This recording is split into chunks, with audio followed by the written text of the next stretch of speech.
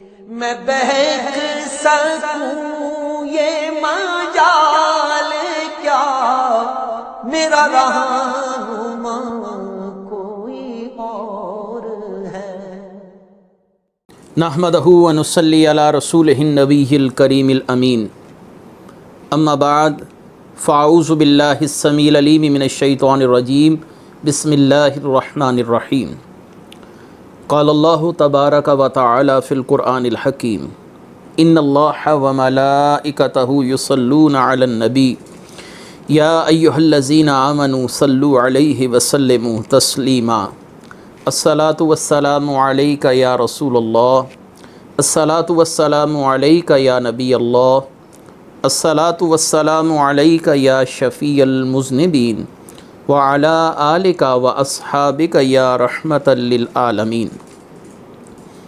اللہ تبارک و تعالیٰ کی بے حد و حساب حمد و ثنا،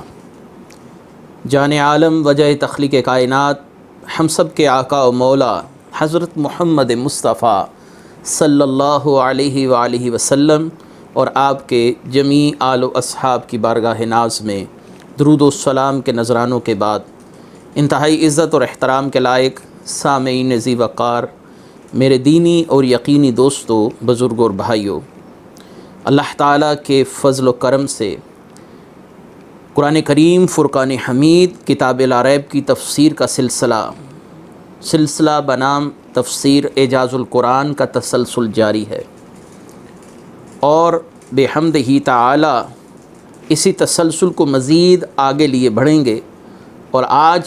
سورہ النساء کے 23ویں رکوع اور 6 سپارے کے 3 رکوع کی تفسیر آپ کی خدمت میں پیش کی جائے گی۔ یاد رہے کہ یہ سورہ النساء کا سیکنڈ لاسٹ، یعنی اس کے بعد آخری رکوع ہوگا، اور پھر سورہ النساء اختتام پذیر ہو جائے گی۔ آئیے آج کی اس تفسیر کی ابتدا کرتے ہیں۔ اللہ تبارک و تعالی سورہ النساء آیت نمبر 163، تیسرا رکوع ہے 6 سپارے کا، اور بحیثیت مجموعی یہ 23واں رکوع ہوگا سورہ النساء کا۔ اس کی تفسیر شروع کرتے ہیں۔ اللہ تبارک و تعالی قرآن کریم فرقان حمید میں ارشاد فرماتے ہیں، اِنَّا أَوْحَيْنَا إِلَيْكَ كَمَا أَوْحَيْنَا إِلَى نُوحٍ وَالنَّبِيِّينَ مِن بَعْدِهِ وَأَوْحَيْنَا إِلَى إِبْرَاهِيمَ وَإِسْمَاعِيلَ وَإِسْحَاقَ وَيَعْقُوبَ وَالْأَسْبَاطِ وَعِيسَى وَأَيُّوبَ وَيُونُسَ وَهَارُونَ وَسُلَيْمَانَ وَآتَيْنَا دَاؤُودَ زَبُورًا۔ بے شک اے حبیب ہم نے آپ کی طرف وحی بھیجی جیسے ہم نے نوح اور اس کے بعد پیغمبروں کی طرف وحی بھیجی، اور ہم نے ابراہیم اور اسماعیل اور اسحاق اور یعقوب اور ان کے بیٹوں اور عیسیٰ اور ایوب اور یونس اور ہارون اور سلیمان کی طرف وحی فرمائی۔ ہم نے داؤد کو زبور عطا فرمائی۔ اللہ تبارک و تعالی نے اس مقام پر جو یہود کو نبی کریم صلی اللہ علیہ وآلہ وسلم پر نعوذ باللہ ایک غیظ و غضب تھا کہ آپ صلی اللہ علیہ وسلم پر وحی کا نزول کیسے ہوا، یہاں پر کفار مکہ اور وہاں پر یہود و نصارہ نبی کریم صلی اللہ علیہ وآلہ وسلم پر اترنے والی وحی اور آپ صلی اللہ علیہ وسلم کی نبوت کے مطلقاً انکاری تھے۔ حیل و حجت سے، بہانوں سے نبی کریم صلی اللہ علیہ وسلم کی نبوت کا انکار کیا جا رہا ہے۔ اللہ تبارک و تعالی نے اس آیت مبارکہ میں فرمایا، یہ کوئی ایسی عجیب بات تو نہیں کسی پر وحی کا نزول ہونا کہ ان لوگوں کو اس بات پر یقین ہی نہیں ہو رہا۔ آپ سے پہلے نوح پر بھی وحی اتری، اور ان کے بعد ابراہیم ہیں، اسماعیل ہیں، اسحاق ہیں، یعقوب ہیں، ان کی اولاد ہے، عیسیٰ ہیں، ایوب ہیں، یونس ہیں، ہارون و سلیمان اور داؤد ہیں۔ اللہ نے سب پر وحی کا نزول فرمایا، اور جب کہ یہ ان تمام حضرات کو اللہ کا نبی مانتے ہیں، تو جب یہ خود سے اس بات کو مانتے کہ اللہ تعالیٰ نبوت کے لیے جس سے چاہے جب چاہے مختص فرما لے اور اس پر وحی کا نزول فرمائے، تو پھر اب ان کا سوال کرنا یہ تعجب والی بات ہے، انتہائی حیرت والی بات ہے کہ یہ بعضوں کے لیے نبوت کا قول تو کرتے ہیں، اے محبوب آپ کے لیے نبوت کا اس بات کیوں نہیں کرتے؟ آپ کی نبوت کا انکار کیوں کرتے ہیں؟ یہاں پر دوسری خاص بات بھی ہے، اللہ تعالیٰ نے اِنَّا أَوْحَيْنَا إِلَيْكَ میں پہلے رسول کریم صلی اللہ علیہ وسلم کا ذکر کیا، ہم نے آپ پر وحی کی، اور جیسا کہ ہم نے وحی بھیجی نوح علیہ السلام کی طرف، نوح علیہ السلام سے نبی کریم صلی اللہ علیہ وسلم کا ذکر مقدم کیا گیا۔ تو یہاں پر بعض تفسیر نے اس طرف بھی اشارہ دیا کہ رسول اللہ صلی اللہ علیہ وسلم اپنی تخلیق میں، اپنی پیدائش میں انبیاء علیہم السلام سے پہلے تخلیق کیے گئے، اللہ نے اس لیے ترتیب میں سب سے پہلے آپ کا ذکر کیا، کیونکہ آپ نے فرمایا میں اس وقت بھی نبی تھا جب حضرت آدم علیہ السلام اور دیگر انبیاء علیہم السلام کی ولادت باسعادت بھی نہیں ہوئی تھی، میں اس وقت بھی نبی تھا جب آدم روح اور جسد کے درمیان میں تھے۔ بہرحال پھر اللہ تعالیٰ نے ارشاد فرمایا اِنَّا أَوْحَيْنَا إِلَيْكَ كَمَا أَوْحَيْنَا إِلَىٰ نُوحٍ، یہاں پر حضرت نوح علیہ السلام کے تذکرے سے دیگر انبیاء کا ذکر شروع کیا گیا۔ ذہنوں میں سوال آئے گا کہ حضرت آدم علیہ السلام پہلے نبی ہیں، تو پھر یہاں پر حضرت نوح علیہ السلام کا ذکر خیر سب سے پہلے کیوں لایا گیا؟ اس اشکال کو یوں رفع کیا جا سکتا ہے کہ حضرت نوح علیہ السلام کے ذکر سے ابتدا کی حکمت یہ ہو سکتی ہے کہ حضرت نوح علیہ السلام تشریعی نبی تھے، یعنی باقاعدہ حلال حرام کے احکامات، عقائد کی اصلاح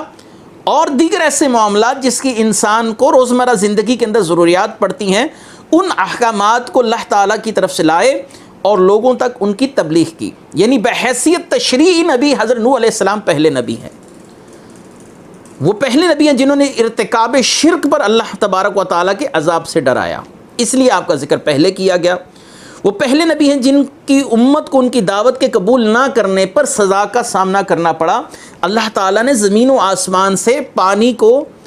بہا دیا، پانی کو کھول دیا گیا، زمین نے پانی اگلنا شروع کر دیا، آسمان سے پانی برسنا شروع ہو گیا، اور حضرت نوح علیہ السلام کی قوم غرق کر دی گئی۔ یہ وہ پہلے نبی ہیں جن کی دعا سے اللہ تبارک و تعالیٰ نے تمام روئے زمین والوں کو ہلاک فرما دیا۔ یہی وہ پہلے نبی ہیں جن کی عمر بہت زیادہ طویل تھی، اور ان کے بدن میں بھی اللہ تبارک و تعالیٰ کی طرف سے کچھ خاص نشانیاں ظاہر ہوئیں کہ وہ باوجود یہ کہ طویل العمر تھے، لیکن اس کے باوجود نہ آپ کے بال سفید ہوئے، نہ ہی آپ کے جسم پر نقاہت اور بڑھاپے کے آثار ظاہر ہوئے۔ اس کے بعد اللہ تبارک و تعالیٰ نے حضرت ابراہیم، اسماعیل، اسحاق اور دیگر انبیاء کا ذکر کیا، اور آخر میں حضرت داؤد علیہ السلام کا ذکر تنہا کی۔ وَآتَيْنَا دَاؤُودَ زَبُورًا، ہم نے حضرت داؤد علیہ السلام کو زبور عطا کی۔ حضرت داؤد علیہ السلام حسین کلام پڑھنے والی شخصیت تھے۔ ابو موسیٰ اشعری رضی اللہ تعالیٰ عنہ ایک دفعہ نماز پڑھا رہے تھے، تو نبی کریم صلی اللہ علیہ وآلہ وسلم نے ان کی قرات کو سنا، اور ایک روایت میں ہے کہ حضرت ابو موسیٰ اشعری قرات فرما رہے تھے، تو آپ صلی اللہ علیہ وسلم نے فرمایا تمہیں آل داؤد کی مزامیر سے مزمار عطا کی گئی، یعنی حضرت داؤد علیہ السلام کا جو سوز ہے وہ آپ کو عطا کیا گیا۔ حضرت داؤد علیہ السلام جب زبور پڑھتے تھے تو آسمان کے پرندے اتر کر آپ کی اس قرات کو سنتے تھے، پہاڑ آپ کے ساتھ اللہ کا ذکر کرتے تھے، درخت آپ کے ساتھ اللہ کا ذکر کرتے تھے، انسان ہوں، جنات ہوں، چرند پرند ہوں، حیوانات ہوں، سب کے سب حضرت داؤد علیہ السلام کی قرات سن کر محو اور مست ہو جایا کرتے تھے۔ اللہ تبارک و تعالیٰ نے اس کے بعد مزید ارشاد فرمایا وَرُسُلًا قَدْ قَصَصْنَاهُمْ عَلَيْكَ مِن قَبْلُ وَرُسُلًا لَمْ نَقْصُصْهُمْ عَلَيْكَ وَكَلَّمَ اللَّهُ مُوسَىٰ تَكْلِيمًا، اور ہم نے بہت سے ایسے رسول بھیجے جن کا ذکر ہم تم سے پہلے فرما چکے، اور بہت سے وہ رسول ہیں لم نقصصہم علیک، جن کا ہم نے آپ پر ذکر نہیں فرمایا، وکلم اللہ موسیٰ تکلیما، اور اللہ نے موسیٰ سے حقیقتاً کلام فرمایا۔ ارشاد ہونا بہت سے رسول ہیں جن کا ذکر خیر قرآن کریم میں موجود ہے، یہ بات تو ٹھیک ہے کہ رسول کریم صلی اللہ علیہ وآلہ وسلم نے قرآن کریم فرقان حمید کے ضمن میں بہت سے انبیاء کا ہمارے سامنے ذکر فرمایا۔ ان تمام رسولوں کا ذکر کرنے کے بعد اللہ تعالیٰ نے فرمایا وَرُسُلًا لَمْ نَقْصُصْهُمْ عَلَيْكَ، اور کچھ ایسے رسول ہیں جن کا ہم نے آپ پر ذکر نہیں فرمایا، ان کا ذکر آپ کے سامنے نہیں بیان کیا گیا۔ یہاں پر ایک سوال اہم ہے کہ جو لوگ کہتے ہیں کہ آپ صلی اللہ علیہ وآلہ وسلم علوم غیبیہ پر آگاہ نہیں تھے یا علم غیب نہیں رکھتے تھے، یہ آیت کا یہ حصہ لم نقصصہم علیک یہ ان لوگوں کو اس لحاظ سے فائدہ دیتا ہے کہ وہ کہتے دیکھیے کہ رسول اللہ صلی اللہ علیہ وسلم کو انبیاء کی حتمی تعداد کا بھی علم نہیں تھا۔ تو یاد رہے کہ رسول اللہ صلی اللہ علیہ وآلہ وسلم کے لیے ہمارا عقیدہ یہ ہے کہ آپ صلی اللہ علیہ وآلہ وسلم کا علم غیب تدریجاً بڑھتا رہا۔ آپ صلی اللہ علیہ وسلم کو یک بارگی تمام کا تمام علوم غیبیہ سے آگاہ نہیں فرمایا گیا۔ قرآن کریم فرقان حمید کے نزول کا جو سلسلہ تھا یہ 22 سال 6 ماہ تک چلتا رہا۔ ان 22 سال 6 ماہ کے ساتھ ساتھ رسول اللہ صلی اللہ علیہ وسلم کے علوم غیبیہ کی تکمیل بھی ہوتی رہی۔ ہر آیت مبارکہ آپ کے علوم غیبیہ کی تکمیل کا ذریعہ بنتی رہی۔ تو یہ ممکن ہے، علامہ آلوسی نے لکھا کہ قرآن کریم مکمل نازل ہو گیا ہو اور رسول اللہ صلی اللہ علیہ وسلم کو انبیاء علیہ السلام کی تعداد اور انبیاء کا علم بھی نہ دیا گیا ہو۔ یہ آیت جس وقت نازل ہوئی تو اس کے بعد بھی قرآن کی بہت سی آیات کا نزول ہوا، تو لہٰذا اس وقت تک ممکن ہے کہ رسول اللہ صلی اللہ علیہ وسلم کو ان انبیاء علیہ السلام کے متعلق تفصیلات کا علم نہ دیا گیا ہو، اور اس کے بعد جب تدریجاً رسول اللہ صلی اللہ علیہ وسلم پر قرآن کریم کا نزول ہو رہا تھا، آپ صلی اللہ علیہ وسلم کے علم میں اضافہ ہوتا جا رہا تھا۔ آپ نے خود دعا فرمائی، رب زدنی علما، اے اللہ میرے علم میں اضافہ فرما۔ تو اللہ تبارک و تعالیٰ نے آپ کے علم میں وقتاً فوقتاً اضافہ فرمایا اور وعدہ کیا کہ آنے والی گھڑی آپ کے لیے پچھلی گھڑی سے بہتر ہوگی، یعنی آپ کے کمالات کو آنے والی ہر گھڑی 4 چاند لگا دے گی۔ لم نقصصہم علیک، تو یہ اس وقت کی بات ہے کہ ہم نے آپ پر انبیاء کا ذکر بیان نہیں کیا جس وقت اس آیت کا نزول ہوا ہوگا۔ اس کے بعد آپ کو دیگر انبیاء کا علم نہ دیا گیا ہو، یہ بات محدثین یا مفسرین کے ہاں قابل قبول نہیں۔ میں اس کی ایک تائید مسند امام احمد بن حنبل اور سنن نسائی، مستدرک اور المعجم الاوسط امام طبرانی رحمۃ اللہ علیہ اور حلیۃ الاولیاء امام ابو نعیم رحمۃ اللہ علیہ کی ایک حدیث مبارکہ سے کرتا ہوں۔ نبی کریم صلی اللہ علیہ وسلم کی بارگاہ میں سیدنا ابو ذر غفاری رضی اللہ تعالیٰ عنہ تشریف فرما تھے۔ تو آپ صلی اللہ علیہ وسلم پوچھا، اے ابو ذر کیا تم نے نماز پڑھ لی؟ میں نے عرض کیا نہیں۔ آپ نے فرمایا کھڑے ہو کر نماز پڑھو۔ سیدنا ابو ذر فرماتے ہیں بس میں کھڑا ہوا اور میں نے نماز پڑھی، پھر میں بیٹھ گیا۔ آپ نے فرمایا اے ابو ذر، انسانوں اور جنات میں سے جو شیاطین ہیں ان کے شر سے اللہ تعالیٰ سے پناہ طلب کرو۔ حضرت ابو ذر نے عرض کیا یا رسول اللہ کیا انسانوں میں سے بھی شیاطین ہیں؟ آپ نے فرمایا ہاں۔ میں نے عرض کی یا رسول اللہ نماز اچھا کام ہے، جو چاہے کم نمازیں پڑھے یا جو چاہے زیادہ نمازیں پڑھے۔ پھر میں نے عرض کیا یا رسول اللہ پس روزہ کا کیا حکم ہے؟ آپ نے فرمایا روزہ اللہ کا تم پر قرض ہے جو ادا کیا جائے گا اور اللہ کے پاس اس کا زیادہ اجر ہے۔ میں نے عرض کیا یا رسول اللہ بس صدقے کا حکم کیا ہے؟ تو آپ نے فرمایا اس کا دگنا اور 4 گنا تک اجر ہے۔ میں نے عرض کیا یا رسول اللہ کون سا صدقہ زیادہ فضیلت کا باعث ہے؟ آپ نے فرمایا جس رقم کا کوئی محنت اور مشقت سے حاصل کر کے صدقہ دے یا تنہائی میں کسی فقیر کو دے۔ میں نے پوچھا یا رسول اللہ نبیوں میں کون سب سے پہلا نبی تھا؟ آپ نے فرمایا حضرت آدم علیہ السلام۔ میں نے کہا یا رسول اللہ صلی اللہ علیہ وسلم اور بھی نبی تھے کیا حضرت آدم کے علاوہ؟ آپ نے فرمایا ہاں ایسے نبی تھے جن سے اللہ نے کلام فرمایا۔ میں نے عرض کی یا رسول اللہ رسولوں کی تعداد کتنی ہے؟ آپ نے فرمایا 310 سے چند زیادہ، اور کبھی فرمایا 315۔ تو میں نے عرض کی یا رسول اللہ صلی اللہ علیہ وسلم کیا حضرت آدم نبی تھے؟ آپ نے فرمایا ہاں وہ ایسے نبی تھے جن سے اللہ نے کلام فرمایا، ان سے کلام فرمایا گیا۔ میں نے عرض کی یا رسول اللہ آپ پر جو آیات نازل کی گئیں ان میں سب سے عظیم آیت کون سی ہے؟ آپ نے فرمایا آیت الکرسی، اللہ لا الہ الا هو الحی القیوم۔ تو یہ نبی کریم صلی اللہ علیہ وآلہ وسلم سے ہی ہم تک پہنچا کہ انبیاء کی تعداد کم و بیش 313 کے لگ بھگ رسولوں کی تعداد ہے، اور انبیاء کی تعداد لگ بھگ 1,24,000 کے کم و بیش کچھ آگے پیچھے ہے۔ یہ رسول اللہ صلی اللہ علیہ وسلم سے ہی تعداد ہم تک پہنچی ہے۔ اس کے بعد اللہ تبارک و تعالیٰ نے تنہا طور پر حضرت موسیٰ علیہ السلام کا ذکر فرمایا، وَقَلَّمَ اللَّهُ مُوسَىٰ تَكْلِيمًا، اور موسیٰ علیہ السلام سے اللہ نے بے واسطہ کلام فرمایا۔ اب یہاں پر حضرت موسیٰ علیہ السلام کا انفرادی طور پر ذکر کرنا یہ حضرت موسیٰ علیہ السلام کی انفرادی خصوصیت ہے، یا اس کو آپ فضیلت کا نام دے سکتے ہیں۔ یہ رسول اللہ صلی اللہ علیہ وآلہ وسلم کی افضلیت مطلقہ کے منافی نہیں۔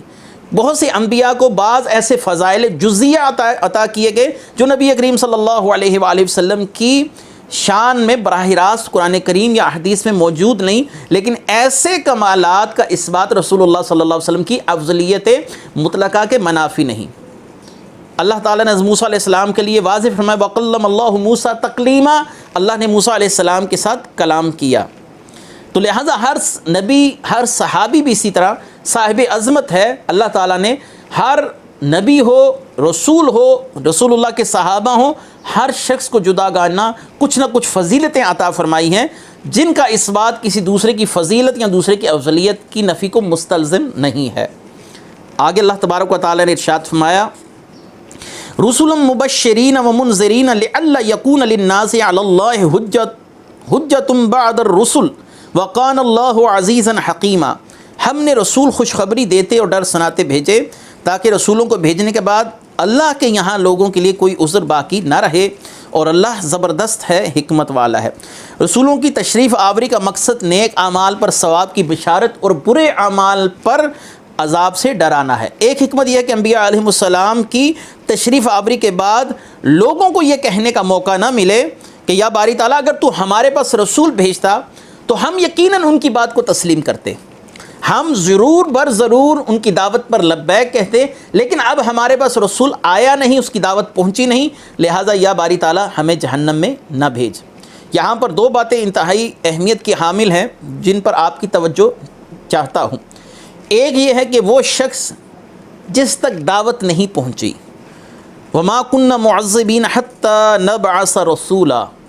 اور اس نے اللہ تبارک و تعالیٰ کی وحدانیت پر فقط ایک مانتے ہوئے اللہ تعالیٰ کو، اللہ تبارک و تعالیٰ کو واحد و یکتا مانتے ہوئے اللہ پر یقین رکھا، لیکن اس تک کسی رسول کی دعوت نہیں پہنچی، ایسے بندے کو، ایسے شخص کو اصحاب فطرت سے شمار کیا جاتا ہے۔ فقط اللہ تعالیٰ کی وحدانیت کا عقیدہ رکھنا اور شرک سے اجتناب ہی اس کی جنت میں جانے کی ضمانت ہے۔ اس کی دلیل یہی ہے کہ اللہ تبارک و تعالیٰ لوگوں پر حجت اتمام کر دے۔ ہاں جب نبی آ گیا، دوسری بات یہ ہے کہ جب نبی آ گیا اور نبی نے اللہ وحدہ لا شریک کی طرف دعوت دی، اپنی نبوت اور اپنی رسالت کی دعوت دی، اب کسی شخص نے نبی کی بات کو نہیں مانا، بس وہ یہی یقین رکھتا رہا کہ اللہ ایک ہے لیکن شرک بھی نہ کیا، تو ایسا شخص اسلام سے پھر گیا، وہ اصحاب فطرت میں شمار نہیں ہوگا، کیونکہ اب اسے نبی کی دعوت پہنچ چکی ہے لیکن اس نے نبی کی دعوت کو قبول نہیں کیا۔ اب اس کا اللہ کو ایک ماننا اس کو فائدہ نہیں دے گا، کیونکہ اس نے نبی کے بالمقابل ہو کر اس عقیدے کو از خود اپنایا۔ جب نبی آ گیا تو انسان کی سوچ، فکر، عقل، اس کا فلسفہ حیات، یہ سب کچھ تبدیل ہو جاتا ہے اور پھر صرف نبی کی دعوت پر لبیک کہنا ضروری ہو جاتا ہے۔ نبی کریم صلی اللہ علیہ وسلم کے والدین بھی اصحاب فطرت سے ہیں، کیونکہ حضرت عیسیٰ علیہ السلام سے لے کر نبی کریم صلی اللہ علیہ وسلم تک اور کوئی نبی نہیں آیا۔ اس دور کے لوگوں کا فقط انبیاء علیہم السلام کی تعلیمات پر عمل کرنا یا اللہ کو ایک ماننا اور شرک سے اجتناب کرنا ہی ان کے جنتی ہونے کو مستلزم ہوگا۔ رسول اللہ صلی اللہ علیہ وسلم کے والدین سے نعوذ باللہ کوئی شرکیہ افعال ثابت نہیں ہیں، لہذا رسول اللہ صلی اللہ علیہ وسلم کے والدین کے لیے ہمارا یہی عقیدہ ہے کہ آپ جنتی ہیں، موحد ہیں، اور اللہ تبارک و تعالی اپنے محبوب کریم کے صدقے ہمارے عقائد کی اصلاح فرمائے۔ ارشاد فرمائے لقن اللہ یشہد بما انزل علیک انزلہ بعلمہ والملائکۃ یشہدون وکفی باللہ شہیدا۔ لیکن اے حبیب، اللہ گواہی دیتا ہے اس کی جو اس نے آپ کی طرف نازل کیا، اس نے اسے اپنے علم کے ساتھ نازل فرمایا، اور فرشتے گواہی دیتے ہیں، اللہ تعالیٰ گواہ کافی ہے۔ مشرکین مکہ نے نبی کریم صلی اللہ علیہ وآلہ وسلم سے سوال کیا، اچھا یہ بتائیے کہ کیا آپ اللہ کے رسول ہیں؟ اور اس بات کو یہود و نصارہ جانتے ہیں۔ نبی کریم صلی اللہ علیہ وآلہ وسلم نے فرمایا ہاں، یہودی میرے آنے کی تمام علامات سے مجھے جانتے ہیں۔ مکے کے سرداروں نے یہود سے سوال کیا کیا یہ وہی نبی ہیں جن کے متعلق تمہاری کتابوں میں یا تمہارے انبیاء نے تم تک جو نشانیاں پہنچائی ہیں، کیا یہ وہی نبی ہیں جن میں وہ نشانیاں پائی جاتی ہیں؟ تو یہودیوں نے اس بات کا انکار کر دیا اور کہنے کہ اللہ کی قسم ہم اس بات کو نہیں جانتے۔ اللہ تبارک و تعالیٰ نے اپنے محبوب کو تسلی دی، لقن اللہ یشہد بما انزل الیک انزلہ بعلمہ، کہ اللہ تبارک و تعالیٰ اس بات کی شہادت دیتا ہے جو اس نے آپ کی طرف نازل فرمایا، کوئی گواہی دے یا نہ دے اے محبوب، اللہ خود اس بات پر گواہ ہے، اور اللہ تعالیٰ نے اس کتاب کو اپنے علم کے ساتھ نازل فرمایا، اور فرشتے بھی اس بات کی شہادت دیتے ہیں، اور اللہ کی شہادت کافی ہے۔ وَكَفَى بِاللَّهِ شَهِيدًا، یہ مانے یا نہ مانے، اگرچہ یہ جانتے ہیں، اس کے باوجود آپ صلی اللہ علیہ وسلم کی رسالت اور نبوت کا اقرار صرف نسبی عصبیت اور اپنے تعصب کی وجہ سے نہیں کرتے۔ تو اللہ تعالیٰ نے فرمایا محبوب آپ فکر نہ کیجئے، اللہ بھی گواہی دیتا ہے، اللہ کے فرشتے بھی اس امر پر گواہ ہے کہ آپ اللہ تعالیٰ کے محبوب ہیں، نبی ہیں، اللہ نے آپ پر کتاب کو نازل فرمایا۔ اللہ تبارک و تعالیٰ نے ارشاد فرمایا ان الذین کفروا وصدوا عن سبیل اللہ قد ضلوا ضلالا بعیدا، بے شک وہ لوگ جنہوں نے کفر کیا اور اللہ کی راہ سے روکا، بے شک وہ دور کی گمراہی میں جا پڑے۔ یہاں یہودیوں کی حالت کا بیان ہے کہ انہوں نے نبی کریم صلی اللہ علیہ وسلم کی نبوت کا انکار کیا۔ ایک ہے کہ کوئی شخص آپ کو جانتا ہی نہ ہو، اور ایک ہے کہ آپ کو جانتا بھی ایسے ہو کہ جیسے کوئی شخص اپنی اولاد کو پہچانتا ہے، ہزاروں کے مجمع میں پہلی نظر میں اپنے بیٹے کو پہچان جاتا ہے۔ تو اللہ تبارک و تعالیٰ نے فرمایا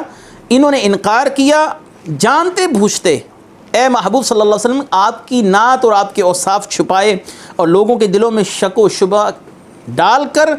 اللہ کی راہ سے روکا، بے شک وہ ان حرکتوں کی وجہ سے دور کی گمراہی میں جا پڑے، کیونکہ ان میں گمراہ ہونا گمراہ کرنا دونوں چیزیں جمع ہو گئی ہیں، یہ خود بھی گمراہ ہیں، لوگوں کو بھی گمراہ کرتے ہیں۔ ان الذین کفروا وظلموا لم یکن اللہ لیغفر لهم ولا لیہدیہم طریقا الا طریق جہنم خالدین فیہا ابدا وکان ذلک علی اللہ یسیرا، بے شک وہ لوگ جنہوں نے کفر کیا اور ظلم کیا اللہ ہرگز انہیں نہ بخشے گا اور نہ انہیں کسی راستے کی ہدایت فرمائے گا مگر جہنم کے راستے کی جس میں ہمیشہ ہمیشہ رہیں گے، یہ اللہ پر بہت آسان ہے۔ یہاں پر بھی اس آیت میں بھی یہودیوں کا ہی بیان ہے کہ انہوں نے اللہ کے ساتھ کفر کیا اور کتاب الہی یعنی تورات میں موجود سرکار دو عالم صلی اللہ علیہ وسلم کے اوصاف بدل کر آپ صلی اللہ علیہ وسلم کی نبوت کا انکار کر کے ظلم عظیم کے مرتکب ہوئے، اور ایسے لوگ جب تک اپنے کفر پر قائم رہیں گے اور کفر پر مریں گے ان کی بخشش کی کوئی سبیل نہیں ہے، اور نہ انہیں کسی صحیح راستے کی ہدایت ملے گی، البتہ جہنم کا راستہ ان کے لیے اللہ تعالیٰ نے ضرور ہموار کر رکھا ہے۔ اللہ تعالیٰ نے فرمایا یا ایھا الناس قد جاءکم الرسول بالحق من ربکم فآمنوا خیرا لکم وَإِن تَكْفُرُوا فَإِنَّ لِلَّهِ مَا فِي السَّمَاوَاتِ وَالْأَرْضِ وَكَانَ اللَّهُ عَلِيمًا حَكِيمًا، اے لوگو تمہارے رب کی طرف سے تمہارے پاس یہ رسول حق کے ساتھ تشریف لائے تو ایمان لاؤ، تمہارے لیے بہتر ہوگا، اگر تم کفر کرو گے تو بے شک اللہ ہی کا ہے جو کچھ آسمان اور زمین میں ہے،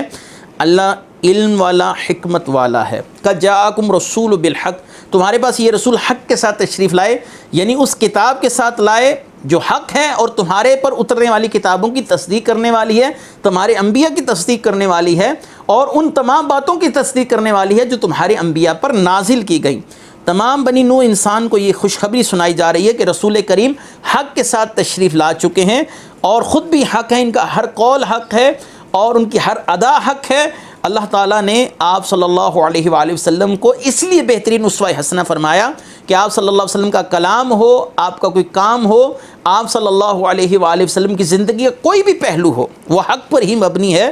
اور آپ صلی اللہ علیہ وآلہ وسلم کی زندگی خیر ہی خیر ہے۔ اگر تم خاتم المرسلین کی رسالت کا انکار کرو گے تو اس میں ان کا کچھ ضرر نہیں، اللہ تم سب سے بے نیاز ہے، تمہارے ایمان سے بے نیاز ہے، تم سب کے سب اپنے کفر پر اڑے رہو تب بھی اللہ کی بادشاہت میں کوئی فرق نہیں پڑے گا، اور اگر اللہ تبارک و تعالیٰ کی اطاعت کرو گے تو اللہ کے خزانوں میں کوئی زیادتی واقع نہیں ہوگی، اللہ تعالیٰ تمہارے اس معاملے سے بے نیاز ہے۔ آخری آیت ہے یا اہل الکتاب لا تغلوا فی دینکم ولا تقولوا علی اللہ الا الحق انما المسیح عیسی ابن مریم رسول اللہ وکلماتہ القاہا الی مریم وروح منہ فآمنوا باللہ ورسولہ ولا تقولوا ثلاثہ